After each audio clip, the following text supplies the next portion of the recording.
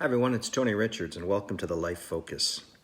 Today's going to be a little different life focus, a little tougher life focus to bring to you, because I want to bring to you a very serious issue that leaders have to face. Because you see, we talk about all the great and positive and good things that leadership brings, but there's also a side of leadership that we need to be aware of. And I'm entitling this program today, Leadership of Hate. That's right. It's a tough word, isn't it? But I want to talk about that because much of my remarks today are taken from the contributing editors of The Hill. I'm stepping out of my usual message today, but please understand that there are times when leadership needs to put it on the line. And today I'm going to put it on the line and understand that it's designed and directed in a way in which I hope you will learn not to do leadership. So here it goes. Two contagions are ravaging the world, actually, but here in the United States today. Our leaders must combat the coronavirus, and they must combat hate in a way that unites us all behind our common enemy and inspires us to love.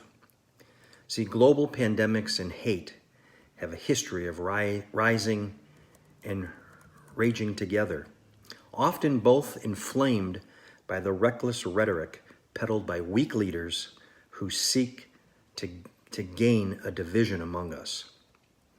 And unfortunately, that's what we're experiencing in the United States today. You see, hate rears its head when irresponsible leaders exploit public uncertainty and fear in order to deflect blame and scapegoat minority groups.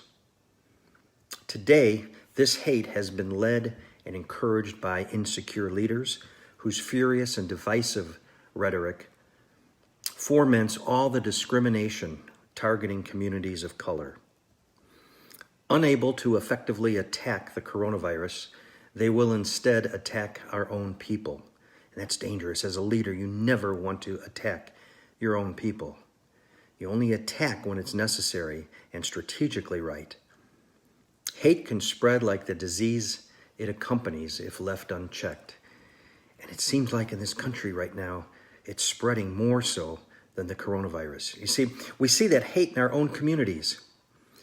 In Minneapolis, Minnesota, a young black man was taken by four white police officers, and handcuffed, put under the car, and one of the officers put his knee on his neck until he died.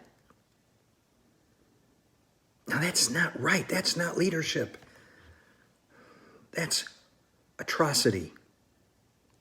In New York, a black man was going fishing, walking his dog, and asked someone if he could tie his dog up to a tree. And the lady called the police and said that she was being harassed and she was scared that she might be attacked. That's not right. What is wrong with us? And as leaders, we have to recognize that. And we can't, why do we continue to support it? And why do we continue to support the leadership that supports it? It's just sick. Responsible leaders and elected officials need to take action to stop this from happening. See, amid this pandemic, African and Asian Americans are experiencing discrimination, harassment, and assault with alarming rates. Now, unfortunately, it's not new in this country, but my gosh, over the last several years, it has seemed escalated and getting way out of control. While supremacists urge their followers to weaponize the coronavirus and spread it across Asian Americans, Jewish, and other minority communities. Just as scientists are racing to develop a vaccine for the coronavirus, our communities, our policymakers, and law enforcement officials must sprint to confront hate. Absent this public intervention, hate will pave the way for future racist policies and practices that simply deepen disparities and threaten the safety of families across the country. That is why, in the absence of responsible leaders, state attorneys general have been taking decisive actions to protect our residents from hate. To the hate groups and all others who promote racial or ethnic division, I simply say, well, there's a place for you, and you'll get there. It's time, America, to say enough is enough. It's time for all of us to stand together as brothers and sisters, regardless of color, regardless of religion, regardless of anything else, and say we really are one people. No one is better than anyone else. True leadership recognizes that. True leadership understands that. True leadership promotes that.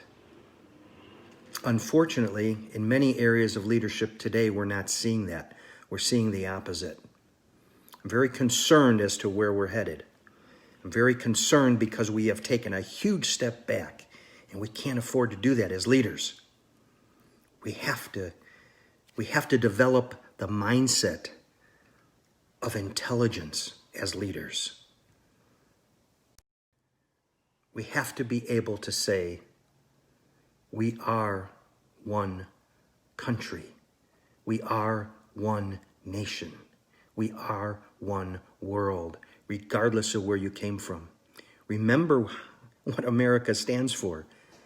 Because when you stop and think about it, unless you're a Native American, everybody came from somewhere else. We forget that. Leaders can't. Leaders have to stay in front of that. Leaders have to say, you know what? We have to put away the hate. We have to put away the prejudice. We have to put away the discrimination. We have to put away the way some of us are acting. And we have to grow up. And we have to say, I can't worry about myself. I've got to help others. I've seen other leaders here in this country work that way, respond that way. We're not seeing it for the most part right now. We have to say we are one people. Leaders have to say, no matter who I'm leading, we are one. I speak for all. We are one voice. Come on. Let's get back to it, leaders. Let's wake up. Let's grow up. Let's stand up. Together we will stand strong when we do that. And only then, together, can we go forward.